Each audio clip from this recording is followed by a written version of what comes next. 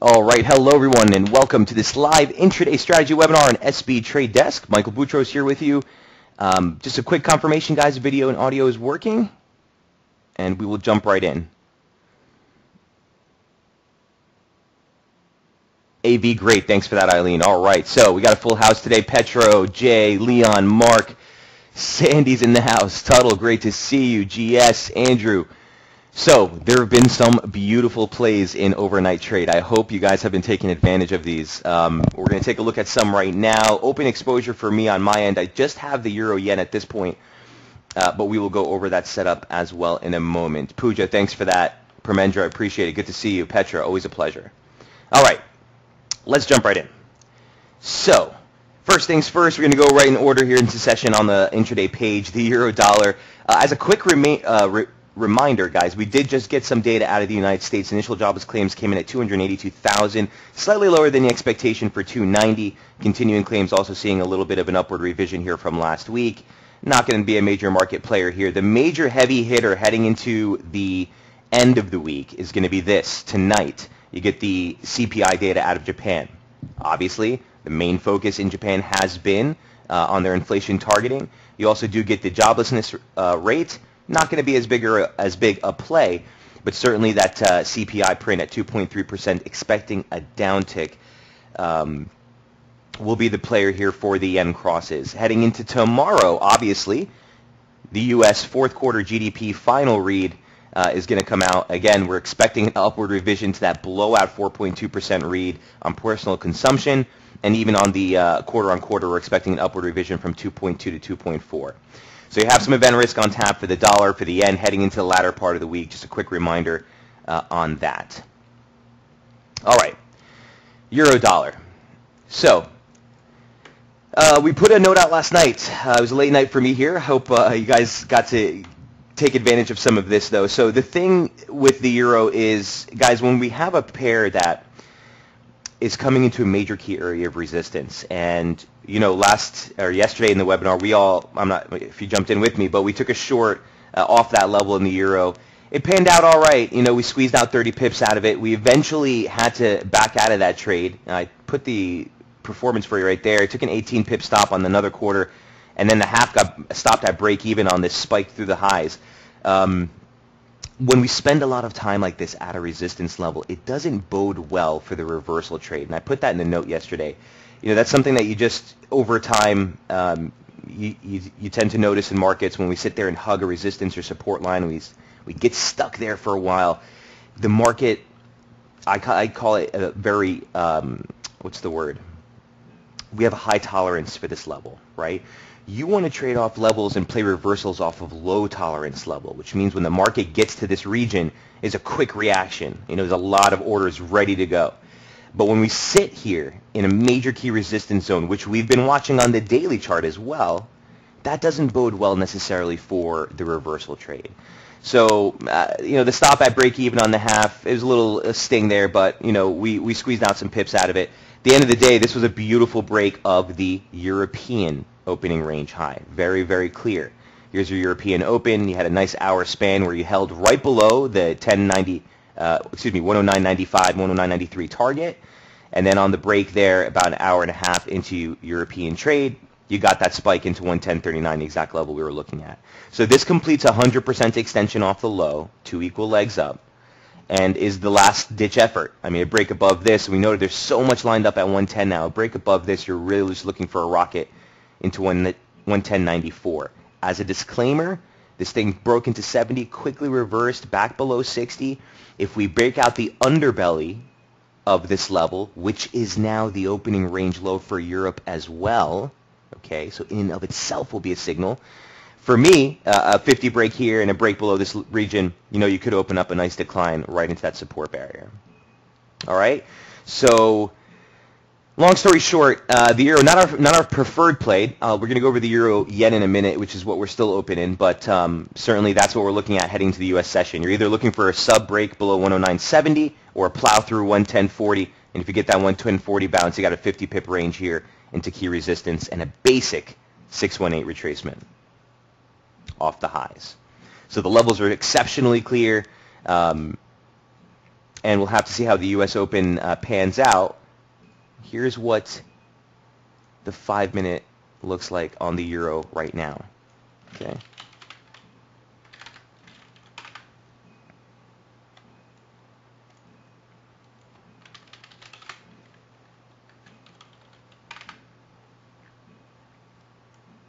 Okay, clear range there. Just wanted to highlight that green London opening range. All right, so the low comes in right around 109.78, which is the same level, just below or just above the level that we were looking at here for key support. Questions on the euro. Some things hitting the wires here. Let me see what you guys are saying. Eileen sent a note earlier, said, "Good morning, Michael. Hope you got some pips from your late night. You boys just don't get any sleep, do you?" My response was, who needs sleep when we have these beautiful saps playing out, right? Tuttle saying, "I got 47 pips off the short from 110.40. Very nice." Yeah, that was a gutsy move, but a nice break, right? Right below 70, a stop against the highs. Nice move, Tuttle. Was the RSI back below 70 a good trigger alongside the 100% fib?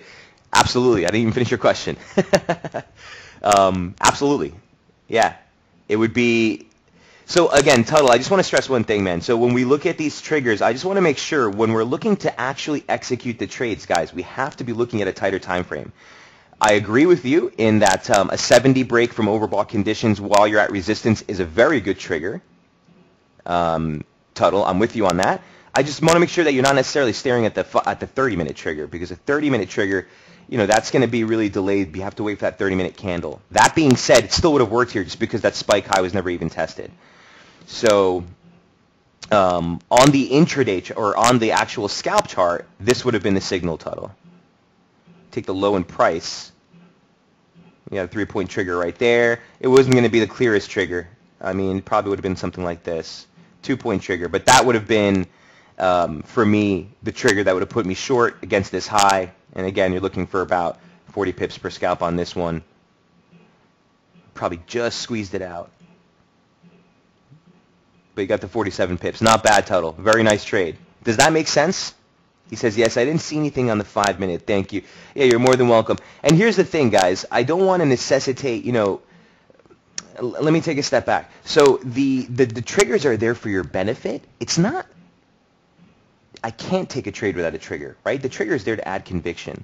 And I'll show you an example. The Euro Yen last night, the Euro Yen, by the time I made that post, I was sitting in the Euro Yen for like 4 hours already, 5 hours. So that one was not even taken with a trigger. It was based pure on a probability trade on the positioning. And I'll go over that in a moment. But I just want to stress that on a rally like this, definitely a 70 break in momentum when you're at a key resistance or you're at a key pivot level that we've highlighted on the scalp chart. Yeah, Tuttle, I don't see any problem with that. It's going to be a tight stop. And remember, every trade is taken on its own merits. So if you can justify a stop, guys, on a scalp that gives you a 2 to 3 risk-to-reward ratio, 1 to 2 risk-to-reward ratio, take it. Take it. Okay, so just a quick note on that. Okay, fresh lows for the New York session here for the euro dollar. Again, watch the London opening range low. I'm just going to drop a line there. And if we make it below there, look for that drop possibly back into the 108.78, 108 region right here. I would watch the 108.90 region, which is the lows that you made for New York yesterday. And that comes in just ahead of that median line. And again, a quick zoom out, guys, to show you where we are in the broader scheme of things. Yeah, it's getting messy on that upper median line parallel range that we've been following since the start of the week. But you finally finished. You tagged the FOMC high. You tagged the 100% extension off that low, near-term resistance. All right, so that is the euro dollar. Petro says Sterling CAD at support, like Sterling CAD. We'll take a look at Sterling CAD in just a moment. I just want to see where that is right now. Still testing that support. Right. This is different, Petro, because it's not the same type of reaction in price. If you rebound off price and you do something like this is a dead cat bounce, easy as to identify. It's different from seeing something like this. That's when you start to see real lackluster conviction that you're going to get the pullback. A little bit different. If we kept on getting pushbacks like this, I would have been comfortable taking a short again. But this, where you sit and slowly grind into the resistance, is what you don't want to start to try to fade. Does that make the difference? Petro, do you see the difference between the two? I hope that makes sense. He says yes. All right, cool. Before we jump into this, I want to jump into the euro yen real quick. So that was the euro dollar from last night. We're looking at 110.36, 110.40 as resistance. If we make it outside the underbelly of 109.70, you probably get a little bit more of a deeper correction here. Here's euro yen, slow burning trade for me, but it's continuing to work out. So here's what the scale chart looks like. Again, for the 30-minute, this was highlighted on Daily FX. I gave you guys a heads up on the squawk before that went out. The basic premise here was a play into 130.60. That was the break that we needed to get this thing going. You eventually did get the break and a recovery, and I'll show you how we played this out. Unfortunately, I did bail on another quarter of the trade at just, what was it, another 26 pips or something. I'll show you that in a moment. Okay, so here's the setup from yesterday. The major premise here is very similar to what we're looking at in the euro dollar, in that 131.35, 131.80. It is a bigger range, guys.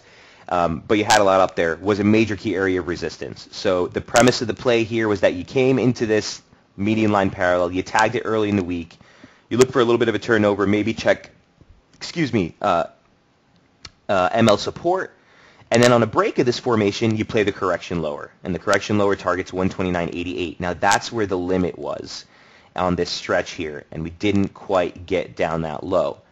So I tweeted last night, that we had taken 40 pips on this decline into the support zone that was highlighted in the report. Here's what the scalp chart looks like. Okay, so as soon as we tagged 130.60, we took off a quarter at 40 pips, which is exactly the ATR we're looking at. The next subsequent target was down at 130, 129.88. My limit, guys, was literally at 130.10. It just missed by like 4 pips. I think the low was 14 or 15. So when I woke up this morning, we had already made it back through 130. A trigger on the 5-minute chart did make me bail out of another quarter of the trade. Here's what the live chart looks like. I don't want to make this a habit, but here's what the live chart looks like for the euro yen. Okay, so by the way, there's that European low that we're testing, 70. Just pushing through that right now. Use some caution. I wouldn't execute anything here. If the trade does push through this, you're going to wait for the rebound. If we rebound into this in the U.S. Open, and then that would be your sell against that swing high that we made at the Futures Open. I'm not going to take a stretch that big on a stop for the euro at these levels. Although, again, remember the key resistance that we're in. That said, euro yen.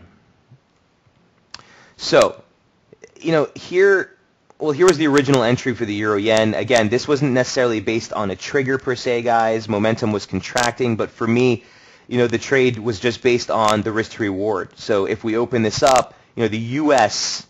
opening range high was right here at 131.26. Okay. So as it came into this support right here, momentum was showing lackluster. You had turned ahead of 60 already twice, and the stop was literally just against the U.S. range highs. On this stretch right here into the close of U.S. trade, we almost got stopped out. Sometimes it's better to be lucky than skillful, guys. This is just a probability trade against the U.S. session high. That held. We finally got the break. 40 pips dipped us right into 130.60, which was the initial target. We have to operate. We have to operate. I don't care that you might think that this is going to go into 129. If you're taking the trade based on the swing trades, you shouldn't even be looking at this. If you're taking it based on a scalp, we have to do something. Okay, so we took off a quarter of the trade. We brought the stops to break even. Overnight, again, my limit was right down here at 130. It didn't hit.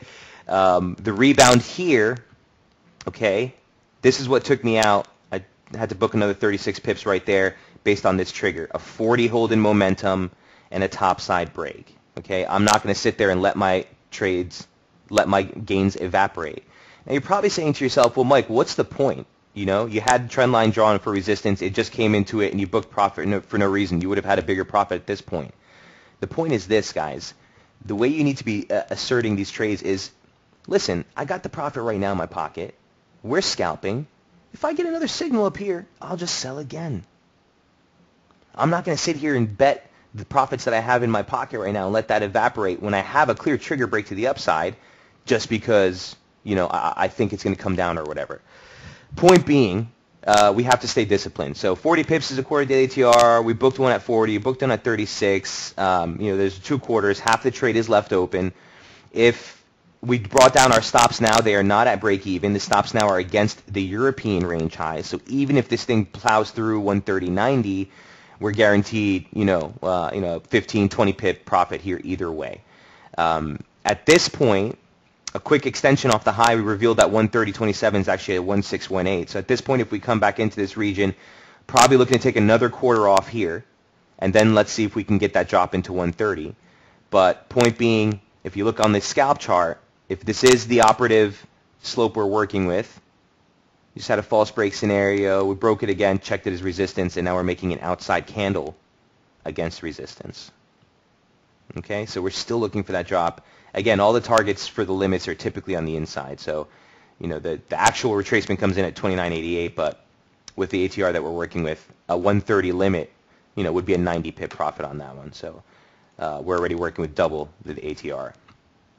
Look at momentum here. If we break 40 specifically on this 30 chart and we make it outside the underbelly, it's going to be a good development here for a push lower in Euro Yen. Questions on the setup, on the entry, anything like that? So let's say we have a scenario here, guys, in the U.S. trade where momentum on this 5-minute chart starts to hold 40. Okay, this is not going to be operative anymore. And the U.S. opening range holds, and then we plow right through the highs again. If you get a long trigger, if 60 breaks, that's your exit. Otherwise, the limit is already in the profit, and we're just going to let this one pan out.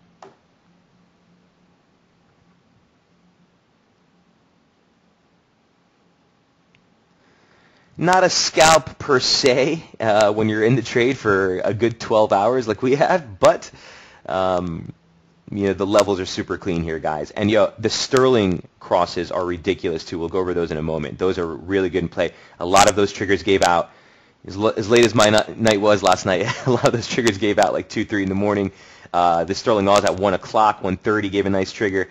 So there's plenty of opportunity on the sterling crosses too. But we'll be watching the euro here on the Euro Yen. And by the way, this is just a quick 50% retrace of the advance. So, make sure that we're being dynamic. As price action's developing, guys, we want to make sure that we're also, making sure we're keeping in mind the levels that matter. Actually, at this point, I think you probably just tagged the 618. Yeah, sorry about that.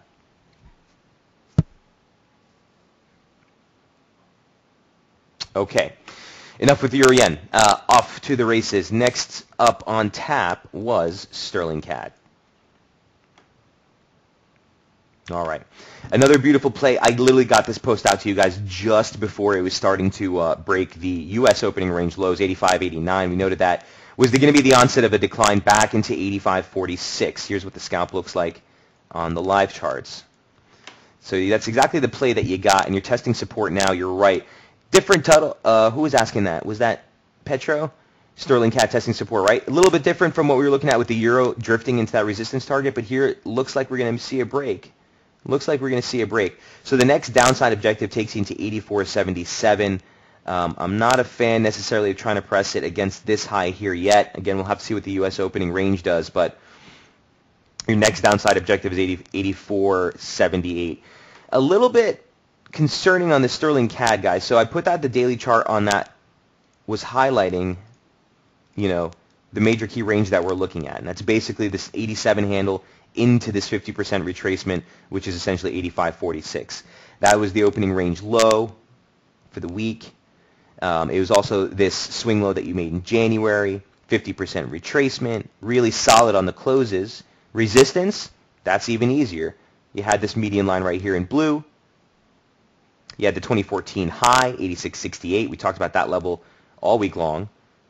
And then again, that 618 extension off the high at 87. So the range that we're looking for on the break is very clear. And not only that, momentum's sitting at 40. So this is why here, guys, I'm not really super excited about playing the Sterling Oz to the downside beyond here, just because,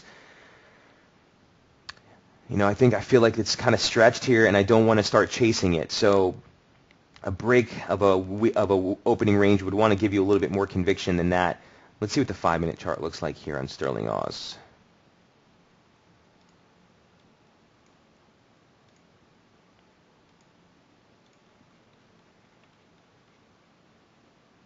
Yeah, so you see you're getting some divergence here into the lows. Again, remember, equal lows in momentum and lower lows in price, that is divergence in and of itself. Looks like you got a topside trigger in play here from the highs. Honestly, I'd probably be looking for something like that and try to play it against the...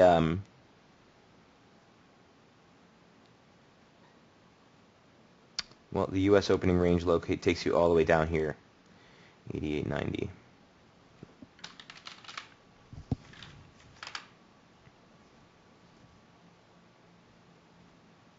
Yeah. Okay, so you would be playing it against the Sydney lows and the Tokyo lows. So here's the Sydney and Tokyo opening range lows. Tokyo's higher. Sydney's right here at 89.50. That's exactly what we're testing right now. So if you get a nice topside trigger and momentum, a stop against those lows, you look to play a near-term recovery. The price is at support. That would probably be the way I would be inclined to play this. Now, on the long side of the trade, don't forget, you still have this slope range to contend with. And as long as we stay below that, guys, the bias does remain bearish. The only reason we'd be looking for a topside scalp here is because we're probing a key support level, and if you get that trigger in the 5-minute, it might be in your term reversal pattern as you made some divergence here, right? Price action, lower low, oscillator, higher low. We'll adjust that trigger just a little bit. But on the long side, again, it's a wide range scalp, so you do have some room here into this region. But guys, we need to clear this again before you get any conviction on a push higher in sterling Aus. So even if you do take long exposure, as you head into 86, you start to wrap that up, you start to bring your stops in. It's this break would be a nice rally back into 87, and that would be a check of the range we just talked about in yesterday's piece.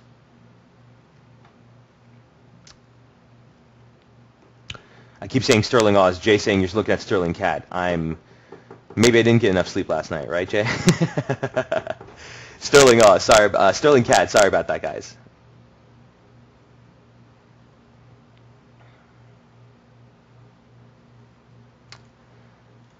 So we'll look to see if we can get that rally into this region. And again, I do still think you probably see a near-term recovery. Doesn't matter what I think, guys. A break below and a push below 85.45, 84.46. Again, not here at the open of the market, guys. When the market's 9:30, 10:30, when the range actually starts to open up for cash, a downside break there. You're essentially looking for 84.77 and then that 84.30 target. All the levels are mapped out on the scalp chart. Questions on sterling CAD?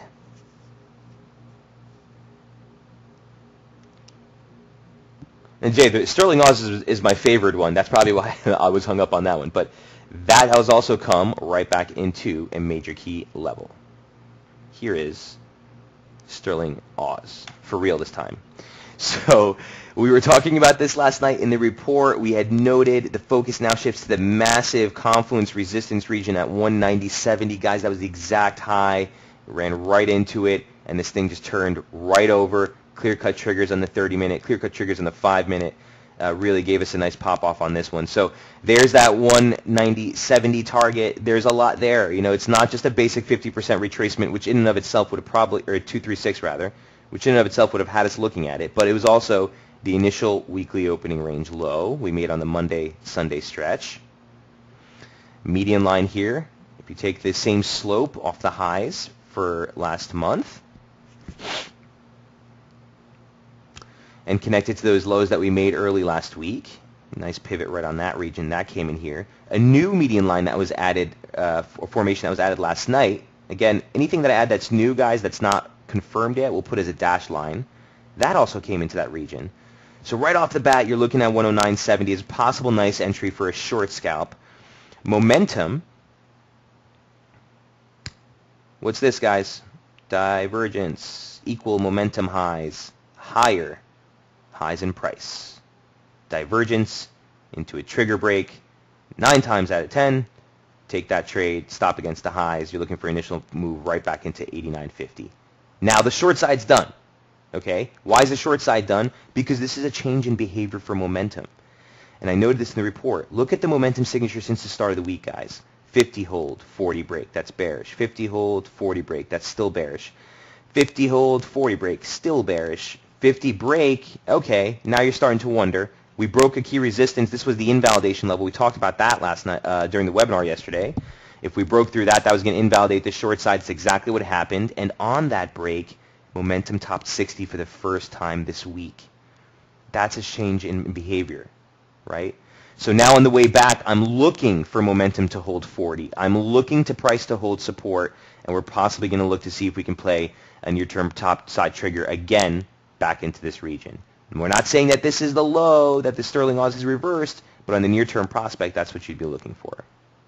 A break below this support, very simple. That's the same level that invalidated the short side, puts the shorts back into focus, especially if momentum breaks sub 40 on that. Again, we'll have to see where the range looks like when we open up U.S. trade, but you'd look for a drop into this major key zone. Didn't even bother highlighting it in the report because with a color or anything, because it's really messy, but it's a lower median line parallel.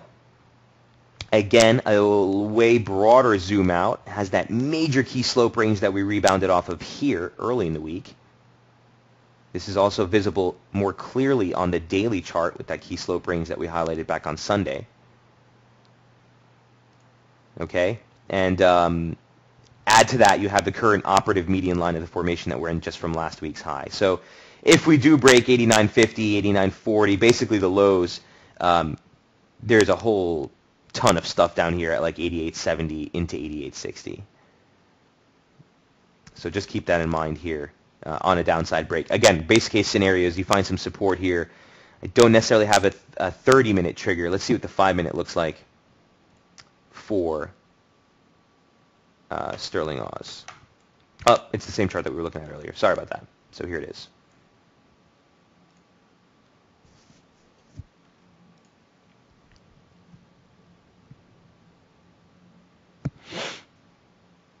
And actually, point in fact, the opening range for New York is setting up pretty nicely here.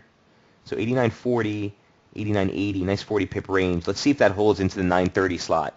And then again, you might get a nice topside break of that, gives you a conviction long against the lows, and that would be, you know, the rebound here. If you take that scenario, guys, by the way, if we do get that trigger, if first a primary objective is always going to be just the London high, okay, which takes you into 90.30, and that's right here.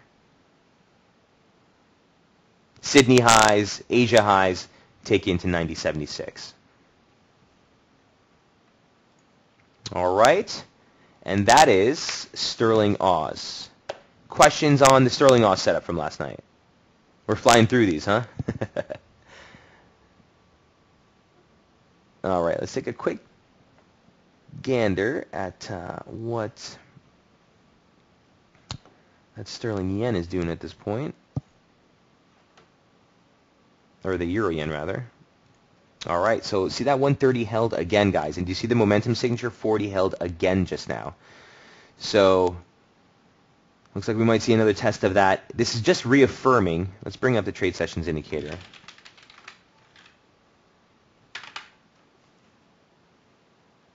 It's just reaffirming that initial opening range for New York.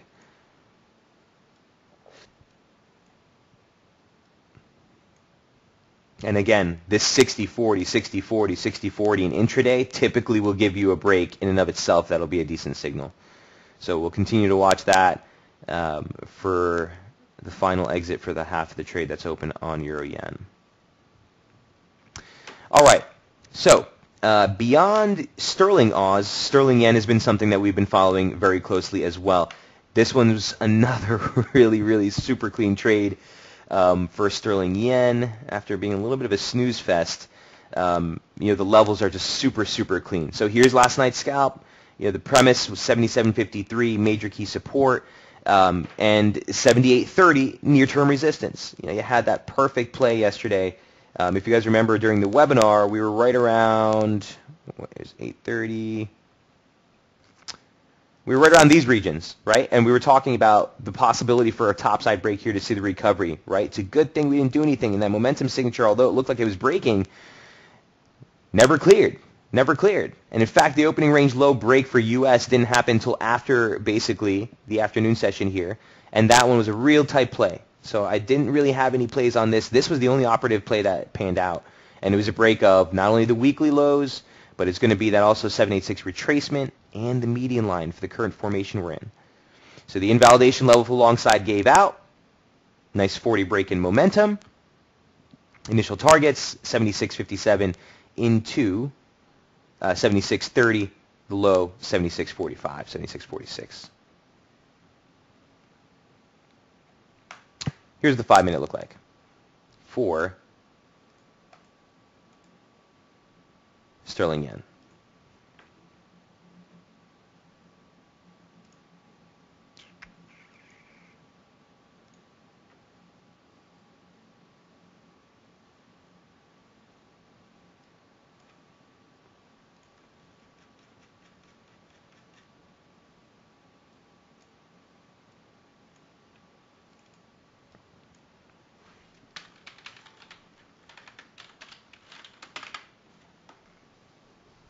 Okay, so this is the trigger that I was talking about when I was telling you guys that there were actually really good triggers on the sterling crosses.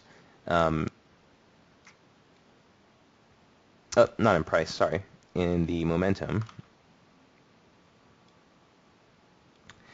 That's a trigger you want to take based on account of the key level that we mapped out. So the trigger break here happened on the rally up through this high, okay, through this little pivot here, 176.90, okay. You bring your trade sessions indicator. You're playing towards the end and towards the lows of Tokyo. Remember how to play these opening ranges. When the opening ranges break, you're looking for a late session dip. So if we're talking about a weekly opening range, which, for example, here's the weekly open, you look for a Thursday, Friday low. Now, if that seems wishy-washy for you, it is, guys. Sometimes the low comes in on Wednesday night, on a Thursday morning. Sometimes it stretches right into the weekly low. The point being is that markets will tend to put their highs and lows in on the extremes. So if the high comes in early in the week, you tend to expect the week to end towards the low. If you spike into a high on a Tuesday and it reverses through the lows on an opening range break, you expect to close that week somewhere off the lows. So it's Thursday, you came into a key support. On a near term, you have a trigger right from a 30 break into a trigger breach. This is like a 4-point touch trigger. This was a conviction long signal right against the lows, real tight, considering you're looking for 45 pips. Okay, so and again, the initial topside target, this former support, same exact median line, was a beautiful play. Beautiful play. So now heading into the U.S. session, Mike, what are we looking from here? Well, your U.S. session opening range, like I said, is setting up. The closer the opening range sets up to the London high, the more conviction I would like to get a down trigger, actually, to play the short again if you get a trigger near this region. Long story short, though, you know, at the end of the day, if you look at the daily chart, this is a pretty big region of support at 76.30. Okay, a basic 618 of the entire advance off the October low, which is still the range we're in. So you don't want to put it past this thing to try to make another run on that. Also, below this region is your bearish invalidation, right? You're still bearish below this region. If this is the formation break we've been talking about, we should stay bearish below basically the 178 handle.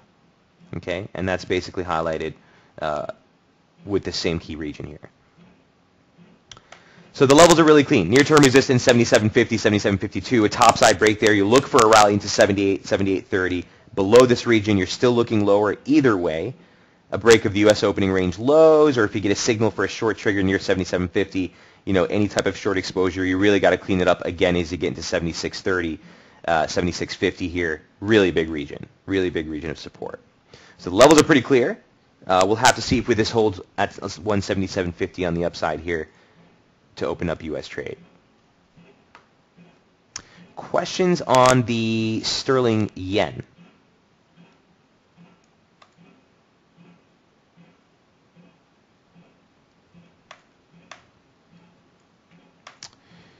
And euro yen, still a drifter.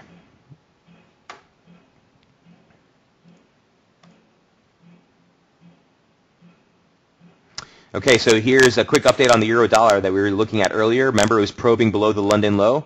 So here's the London low. Pushed through 5 pips and came back. Okay, still emphasis here. Looking for that euro dollar sitting right at support. See if it makes it out the underbelly of this, guys. Don't get faked out. And by the way, you know, I always tell you guys that I like to look at the 830, 930 slot for the opening ranges for the U.S.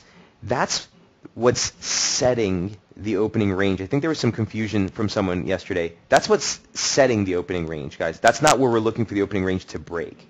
We want to see cash markets open before that. So it's the 9:30, 10:30 that's going to give you the break of the range that we're looking to be set between 8:30 and 9:30. Does that make sense? Make sure we're on the same page with that.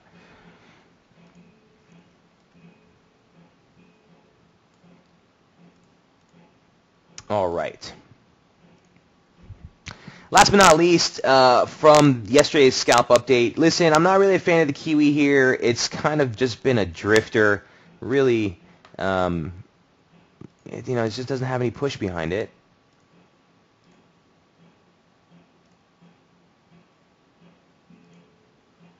Here's what the Kiwi dollar scalp looks like. So as we headed into the close of trade yesterday, or even during the webinar, we were talking about 76.20 as being our near-term bullish invalidation. It was a really good level. It came in confluence with a nice median line formation off of last week's low, just near term.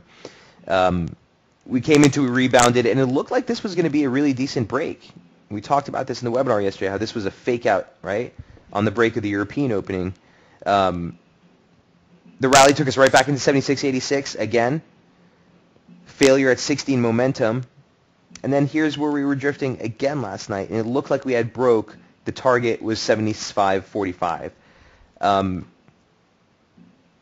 There wasn't any conviction scalps on this one, guys, as far as even the triggers. So I haven't been involved in it at all. I really did think we were going to get this drop into 75.46, and that would have been the first test. This would actually have been a nice long signal off here if we got some triggers and momentum. Never quite made it. You start to lose efficacy. When that happens, it's better to look elsewhere. It's just a little bit of a tired trade, I think, at this point.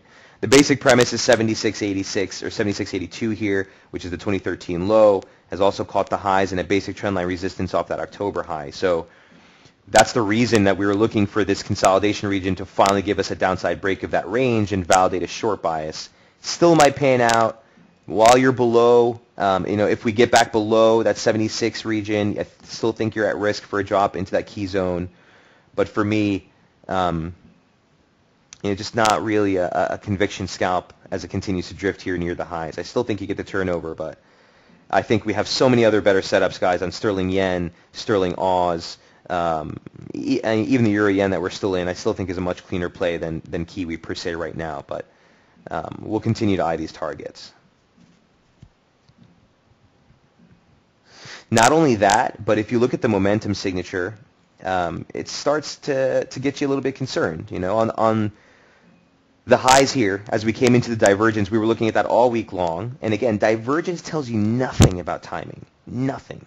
You can have divergence ongoing for a day, a week, a month, a year. Keep putting divergence in till no end.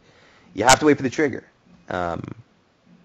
And on a trigger here where you go right through 60, and if we dip back right below 40, that's your classic chop fest, guys. It could go sideways to lower here like this for another, 2 days into the end of the week. So broadly looking lower below 76.83, 76.86 near term. Play this at your own risk. 30 pips on a quarterly daily ATR is about what you're looking for per scalp. Again, all the other scalps that we were looking at in the Kiwi or the sterling crosses rather, giving you a lot larger ranges than this one. But levels are there.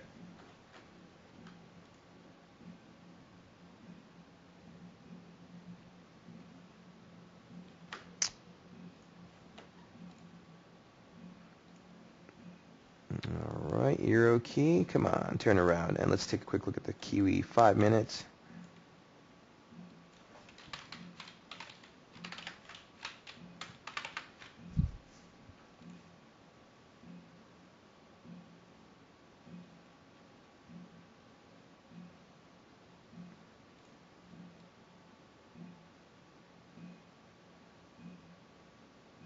Kiwi loves those 786s. We were talking about this yesterday in the webinar, right? Especially the Kiwi pairs. They love it.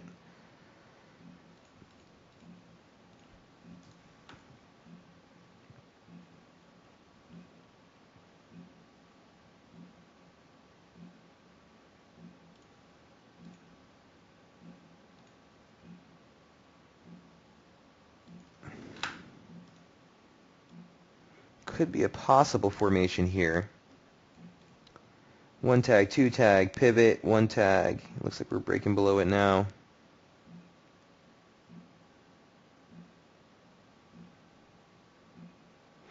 A possible play here. We'll continue. We'll watch this one on the Kiwi, guys. Possible play off the highs here, but this is the conviction region that you want to get below to open up the short side of the trade. Even in that scenario, you're only looking for a move into 74.50 initially, which is a pretty big region. But we'll keep you updated on Squawk if we do anything on this one. All right, last but not least, Mr. Gold's plowing through the resistance level that we talked about yesterday. It took out all the targets that we even noted, guys. So basically, 1198, 1196, we talked about that region ad nauseum. I'm sure you're sick of hearing about it. Nice confluence of a 1618 off the high and a 618 retracement off the low here. Nice pivot and the low close that you made for the February decline. Huge level, huge level. We've been sitting below it, trying to test it for 3 days. Last night, it looked like we were probing through. I prompted you guys against really doing anything too much on this because momentum looked like it was trying to break 50. Boy, that thing just ruptured. And that's what you want to see, guys, to give conviction on the levels that we're looking at, okay? You want to see when a break of a major key level that we've highlighted give you a run like that. Contrastingly, when you look at the Kiwi, where you're looking for a break of support, and it does one of these, or it does a slow drifter like that, that's a low conviction move. If you look at something like gold, even on the near term, it's 4 hour, that's your 2 hour, that's your 1 hour, right? And there's your 30. Resistance popped, and you want the market to run. Okay? So to zoom out real quick, if you guys remember, I'm going to tack on that pitchfork that we were looking at yesterday. It's still in play.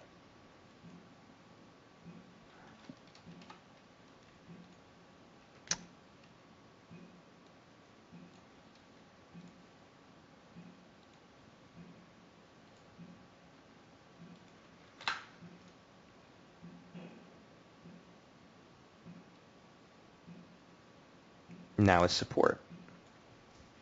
Now is support. So if what this highlights to me, guys, is the same exact region we just talked about yesterday, now is support. Why? Because coming into the U.S. session, this is a 30-minute chart. Coming into the U.S. session, the median line of the formation that we've been in off the lows comes right in that. And that median line has caught price action all week long. Okay, so that's the test. And near-term bullish invalidation. So as you're coming into this region, from a scalp standpoint, you're looking at possible triggers on the long side. You're looking on a break below this to invalidate that. Such a scenario, you look for a tag of the lower median line parallel. That takes you basically, based on time, it's going to be variable. But you get the picture. You get the picture. That spike high, achieved, some major stuff. Here's what the daily looks like again. Let's just take it back to basics. So here's the chart that's on the intraday page, right? There's that 1196.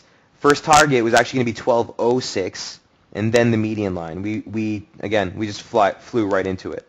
Flew right into it. So this is also the March highs and the March opening range high. Here's the March open. It's exactly what we tagged and turned around. All right. So for gold, the long side of the trade remains in effect above this major key region of support. Moving forward, do I want to try to chase the highs here? If you get a pullback in this region, like I said, and you have a scalp maybe, from a standpoint of just a trading standpoint for gold in general, not scalping it, I don't want to be long. I don't want to be long anymore. That's it. That's a big region. Okay? This is, guys, this region has pivoted so many times already.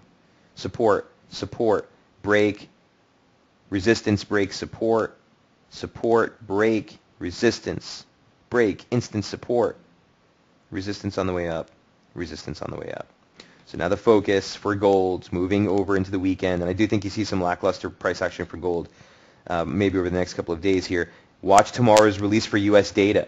Okay, if the U.S. data comes out weaker than expected, meaning we get a downward revision of the fourth quarter print or something to that effect, a weaker dollar story and a final break of this, okay, will open up probably another break of that median line in gold. Okay, not necessarily because of the corollary measures, just because of the inflationary picture in general.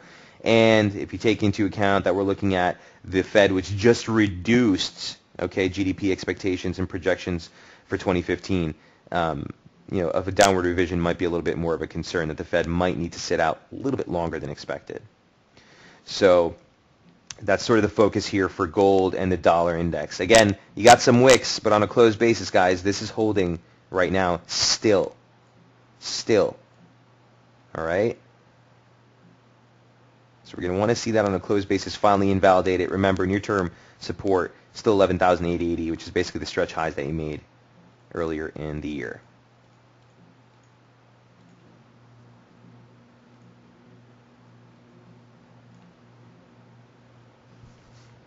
Questions on gold or the dollar index?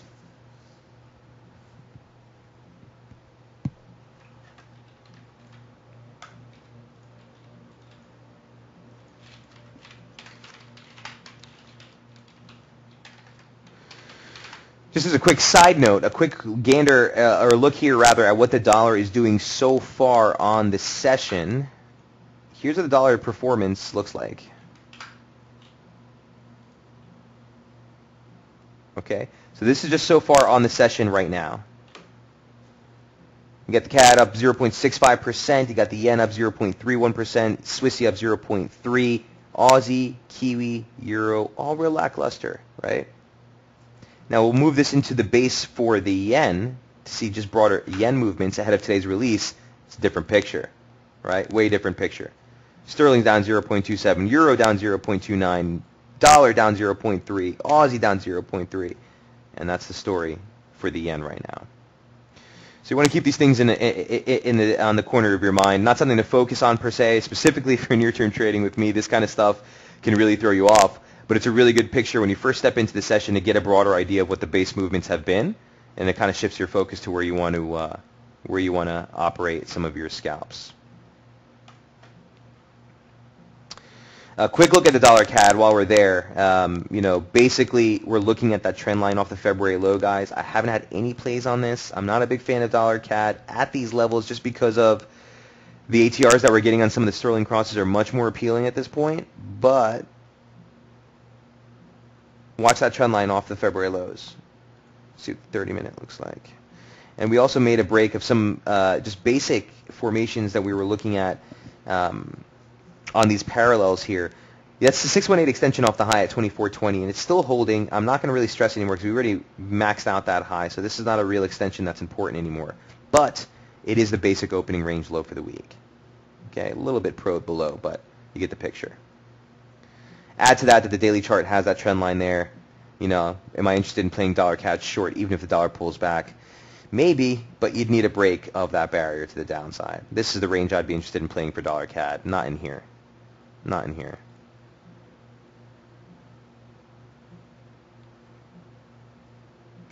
Hey, Jay. I'm sorry. I missed some of your questions here, guys.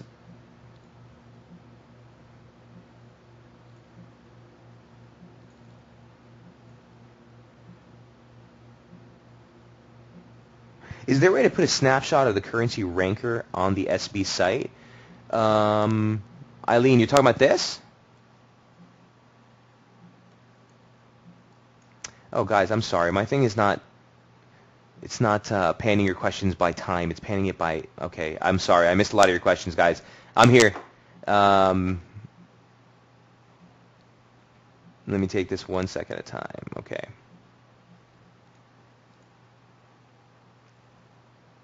Eileen says, yeah. Absolutely, yeah. I can tweet this out for you guys if you want this daily. Do you guys find that this will help daily? That's no problem at all. Yeah, I can give you a quick update on that for sure. What was I going to say? As far as the other questions here, let me go in order. What was the info about the pairs like the strong weak app, Adrius? Oh, so again, this is just a quick update on the relative performance. This is a Bloomberg terminal, guys. So I can't put this. Okay, it's called the currency ranker. Yeah, Adrius. It can tell you historical ranking. This is basically on a percentage-based spot return for the day. again, it can be really helpful when you're looking at broader movements. For intraday, for me, it's just a quick snapshot I do every morning just to get a quick bearing of what's moved, what hasn't, biggest movers on the session. You can get a lot of apps that you can find for if you're trading with FXCM. On FXCM apps, guys, there's also the Strong Week app has been a huge hit. People love that. Not really my cup of tea per se, but I just want to get a picture, quick snapshot. I don't want to stress this kind of stuff. Mark Lavender, would you know if it's like the Strong Week app? It's similar. Yeah, Adrius, it's similar. Strong Week, you can't really, let me take a step back. You actually can get more breakdown in Strong Week in that you can see what the relative performance ranking is per time frame. So you can actually see what it looks like on a 30. You can see what it looks like on a daily. You can see what it looks like on an hourly. Where this is just basically on the session. Now I can control it here as well, but not to that degree. The day is the smallest increment that you can go here on the terminal.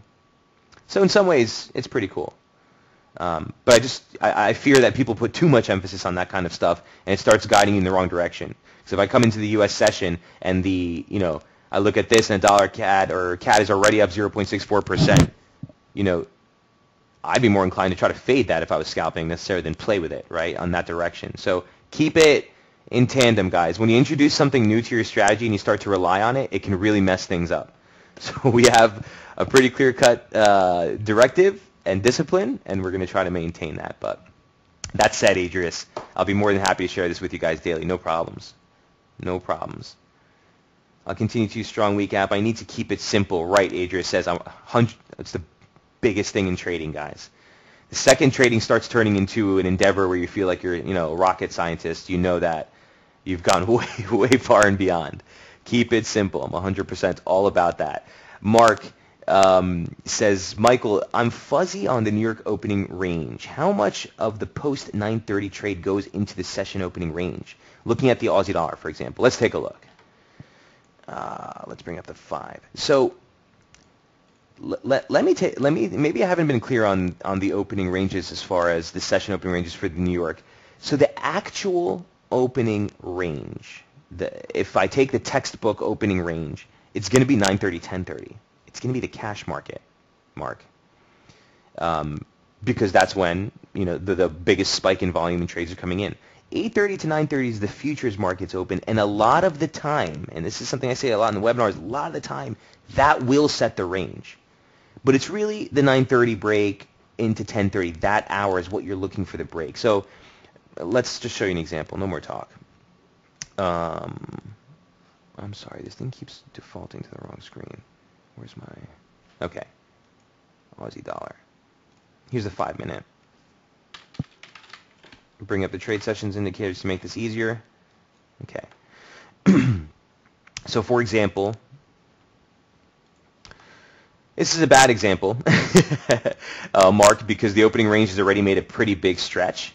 But, I mean, if you're looking at this objectively, this is the opening range for New York, 78.78, 78.40. That's the opening range. Okay, you're heading into 9:30. If this thing spikes into this high right here and dilly-dallies here into 9:45, 10 o'clock, 10:15, you see a break, that's the break of the opening range. If 9:30 happens and this thing just sails right through 78.30, it's not necessarily a signal I'll be very comfortable with, because this could just be a very simple bounce of former highs, and then you're looking too deep into it. So I don't want to stress it to that degree. I want to see the market have to test one of these, either come back and test this high, or from right here, I don't care. If it comes back and tests this low and sits there and then gives me a push, that's when the conviction happens for the opening range. Does that make sense? And guys, you're not going to get an opening range signal every session. It just doesn't work that way. This, for example, is something that I would be comfortable with as an opening range. Here's the U.S. Open. Okay, there's that red line. There's the U.S. opening range. You sat there for this is a 5-minute chart, for a good 10, 15 minutes. You pressed into a new high. You came back. You tested the low. 9:45. Cash markets are open now. Okay, you're testing the opening range low for the U.S. You see a rebound. So I've made a high. I've come back and tested the low and rebounded off it. That's the break. That's the break. So now the opening range is broken to the downside. Stop against the high. Look for a late session low. More or less you got it. Mark, does that help? Does that make sense? Again, we're not always going to get an opening range trigger. It works out great when the trigger happens with a momentum trigger, because now I got an opening range trigger and a break. But you can't stress it. You can't base the strategy off the opening range. The tools are here for us to help, guys. If there's a momentum trigger, adds conviction. If the opening range breaks with it, further conviction. That's a trade I'll lever up on, a little bit heavier than normal, right? But you won't always get it on every session, and specifically you won't always get it on every pair. Make sure that we're keeping in mind the pairs that are going to be most active during their respective sessions.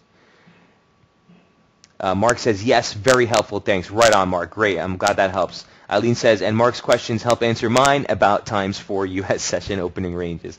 Great, guys. Feel free to throw out any questions you have. I mean, that's the objective of these webinars, to make sure we're all on the same page. Pooja says, hey, Mike, could we take a look at Aussie Yen, please? Looking for shorts at 93.60, 93.80. See a median line structure from September high on the daily. Aussie Yen. Who was talking to me about this yesterday? Yeah, let's take a look.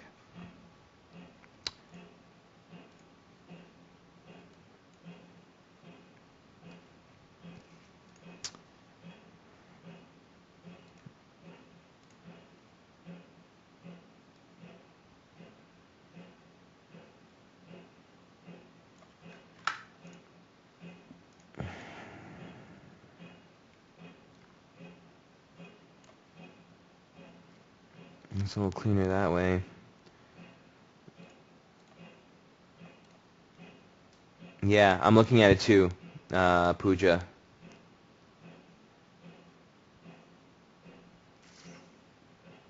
You're looking for shorts at 93.60, 93.80.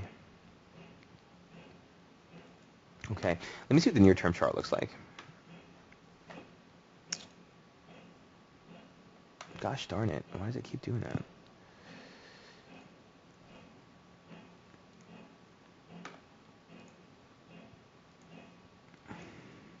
All right, so here's your weekly open.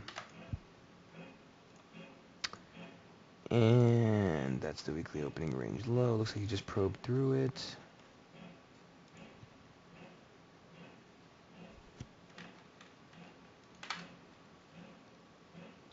Let's get that same median line we just eyed out.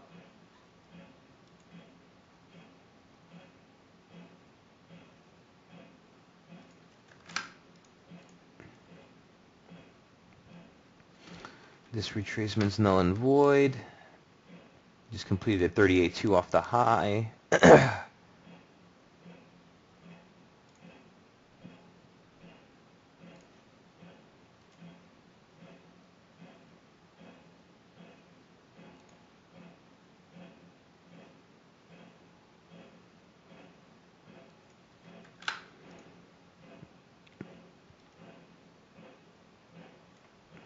Okay. Yeah, I have this at resistance too. I don't know if you want to necessarily. Let me ask you this, Pooja. What are you trying to do? Are you trying to scalp the short side of it? And what would be your target? Because my only concern is this: if you are within this median line formation, I'm not sure if this is the one that you're looking for. My pitchfork is broader one from the September 2014 high, November low. Oh, you're looking at the daily. From the September 14 high.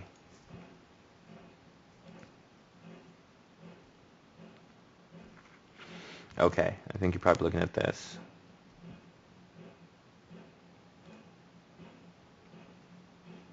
Right. Sure. So you're looking to play the downswing on a break of this.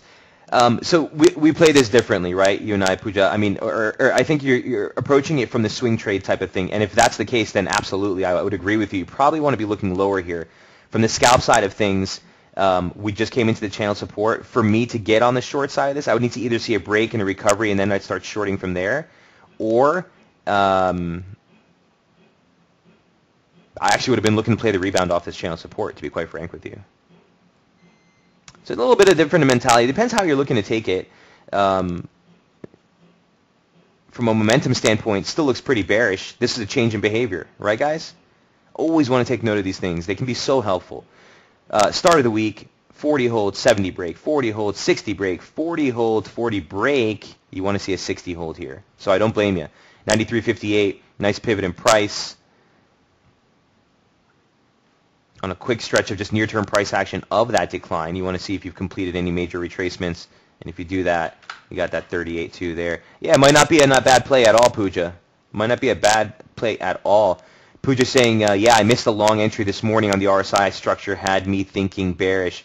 I mean, even very good point. You know what? You bring up a great point, Pooja. Probably everyone has a question similar to that. You're probably thinking to yourself, Mike, so you just said that this is a change in behavior, right? It's dipping below 40 for the first time. So should we be looking for long triggers? Guys, absolutely. Why not? We're scalping. This is a change in behavior, which means that the weekly trend is probably going to look lower. Doesn't mean that in the meantime you can't get a 50 pip bounce, 100 pip bounce off support. It's exactly what you got. So remember, we're making assertions about the broader directional bias here. Near-term intraday, we can counter trend. I can tell you one thing, though, Pooja. On this rally, if I did take that long, right, by the way, divergence into a trigger break, 9 times out of 10 we will take it. But even if I take this trade, this is a trade I'm half leverage. If I'm trading X amount of lots, I'm trading half X on this rally. Why? Well, because of the change of behavior we just said.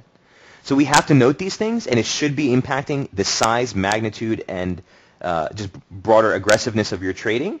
But it doesn't mean that you can't be on the long side. Absolutely. So Pooja, great comments. I think that probably helped a lot of people there too. We're taking these changes in behavior in stride in a broader trade. Doesn't mean that it'll invalidate a near-term scalp against that. Divergence into a low with a trigger break to the upside. I tell you that got all the time, and specifically on the back of the fact that you had that trend line there, would have been a really good one. Okay. Tuttle says, Michael, would you be willing to do a webinar or webinars entirely focused on entry and trade management? Tuttle, you guys request, and it's going to come, brother. We got a lot of stuff in the works on the back end here, guys. There's a lot of stuff coming still, so don't think we're getting comfortable at all by any means. So for sure, if that's something that is a big request for, absolutely. Absolutely. Me and Jamie have been doing this for a very long time, guys. So whenever we do webinars, we automatically default into, this is what we're looking at right now. Here are the levels. We're not, as big on the education side of going into theory, right? Because we've been doing this for a while. But absolutely, if you guys will find it helpful and there's a big enough request, we'll definitely do that. That being said, these webinars for you guys are just that. There's nothing off the table. If there's something that we can help you with, a specific question, a point you need explained, we are here. Would you rediscuss the requirements for the probability trade? Jay says. Jay, is there a specific question you had that I was addressing when I said that? So from a probability trade, what I was talking about earlier was the scalp that we took on Euro Yen. Let's check to see how that's doing, by the way. 36 pips up right now. Looks like we're holding that resistance again for now. Stop traffic. Divergence.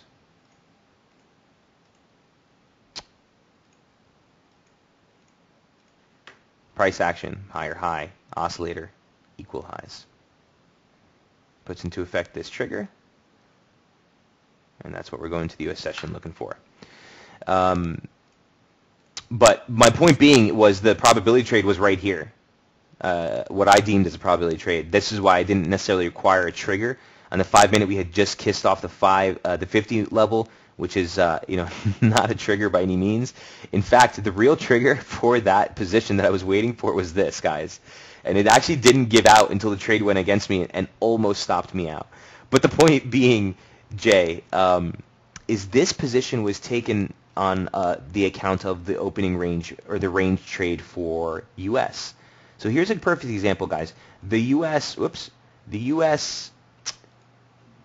in red here, the U.S. opening range for the 8:30 slot, that was the high. But the cash market high for the 9:30 open was right here. So for me, listen, I'm looking for about 40 pips. I have about a 30 pip stop to put it against that 10 o'clock high for U.S. And for me, the setup was really clear as far as where our scalp was. Right?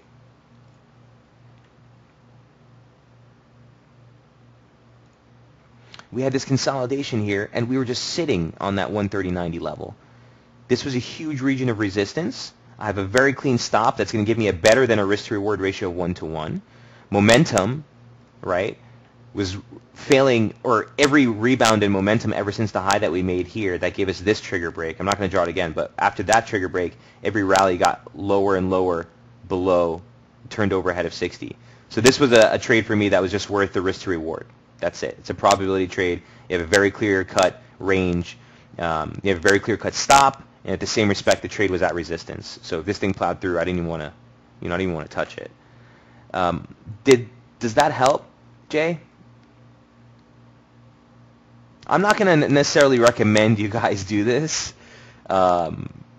Again, sometimes you just got to be a little bit more gutsy. And in a trade like this, I was, really looking to play that pullback. I didn't want to miss it in overnight trade, and it was a good thing because, again, I, was barely awake when this actually gave us the initial 40 pips. So it was already pretty late at night. I don't recommend that you front run these trades, guys, but when there's this type of reaction, the 3 times testing that high and it held, and on every single approach, momentum was making a lower low, even on the 30-minute, right? Lower, higher high, higher high, higher high, lower high, lower high. So you're getting fading momentum. Does it make sense? He says, yes, key resistance, not key, but yes, key resistance, or resistance not key level, but I'm not sure what you mean, Jay.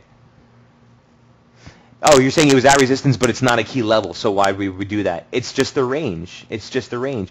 Listen, we're usually working with a 1-to-1 risk-reward ratio, so when I can maximize that, why the hell not? I'm looking for 40 pips. The stop is 30 pips out. Momentum looks pretty tired.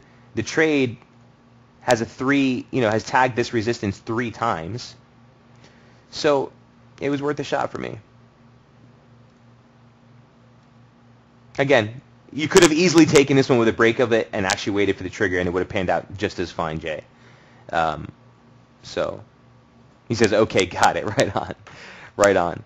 I'm sorry I missed some of your questions, guys, here. I'm not leaving until I get them all. I think I got them. Michael, would you be? I got that one.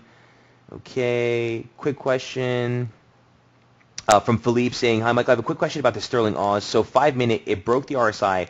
Is that it is generally at support, so is it a good trigger to follow with?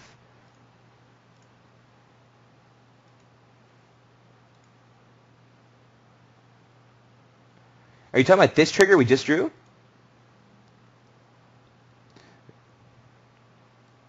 He said, yeah. Yeah. There's no reason not to. There's no reason not to. There's the pullback. So here's the thing.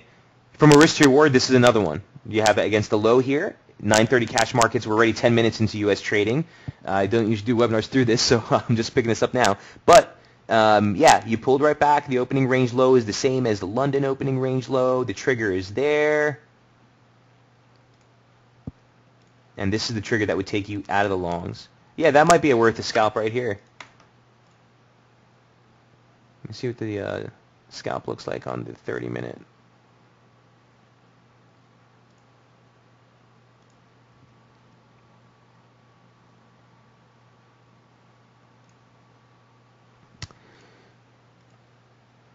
Yeah, it could be a decent trade. It could be a decent trade. So if you want the conviction scalp, it needs to be a break above 190 with a stop against it'd be against 89.40. It'd be a 60 pip stop, a little bit too wide.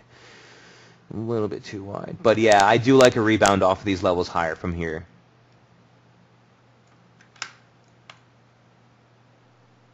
Divergence into a trigger break. I don't like that we came back into it, obviously, and we're below it, but yeah, 50 pop here is probably what I'd use.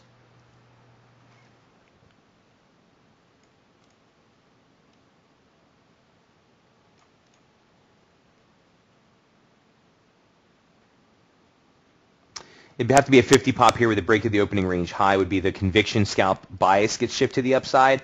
That being said, yeah, you're at support. Stop against the low. Be as close as you can get to 40 as you can. Maximize that stop, that entry, and let it play out. I just don't think that we have the conviction trigger, specifically on the reversal there, taking it back below. I don't know if you want to operate off that being the trigger. If anything, I'd want to use the price range for the U.S. Open, which is kind of wide here. For the London opening range here, it was really tight. So again, here's your London. You spent the first hour of trade setting that range. And even on the break, when it recovered, it tested the London opening range high again. Your stop would have been against there, would have held perfectly. So give it some time. Give it some time. The biggest misconception is that as soon as the U.S. market opens, you have that 30-minute span where everyone's trying to find the opening range break. It doesn't always happen that way, guys. We could sit here, move sideways for another 2 hours before it breaks. So I'd rather wait for the conviction than try to front run it.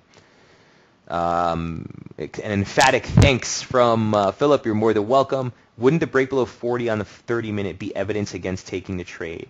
Yes. Yes. Tuttle, you got this RSI stuff down so well, man. I commend you on that. You're always in the webinars spitting knowledge at this. This is exactly what it is. Yeah, so if it dips below 40 on the 30-minute, absolutely. That would be the invalidation for the long side. 100%. 100%.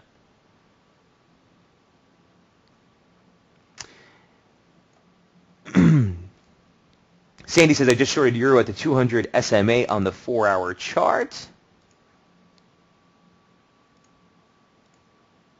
I think that was earlier. That was at 8:40. So it was about an hour ago. Sorry about that, Sandy. All right. I think I got all your questions here, guys. I do apologize for going way over on the webinar.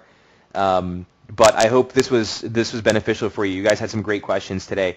As always, these are archived and will be archived shortly after we're done here.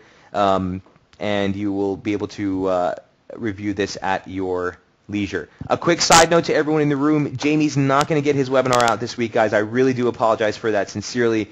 He's traveling in the location that he just doesn't have internet connection that's going to allow him to really stream clearly with you guys. So we'll give you some video updates later into the week, heading into the weekend. Again, Scalp webinar will start on Monday again on Daily FX for the free session to everyone else, and then exclusively here for SB Tuesday, Wednesday, and Thursday. Adria saying, if you need another video for a resource, this may be a keeper. This is a good video. You gave much lessons on the 50-40 bearish, opening range, 830, 930 setup. Adrius, I appreciate that. We can always tag it to the resource page, but the point is that I hope every day's webinar is like this, guys. So for sure, Adrius, I'll look into, even if we don't put it on the resource page, guys, all the links, if you keep the link for any of these webinars, they're definitely archivable at any time. So in any event, I'm going to wrap it up there. I'll give my voice a break. Guys, have a great day trading. I'll keep you updated on the SB Squawk as much as I can. Again, Jamie will be back next week, but we will be having the swing updates and everything as regular into the weekend. Best of luck trading, and I will see you on Monday. Cheers.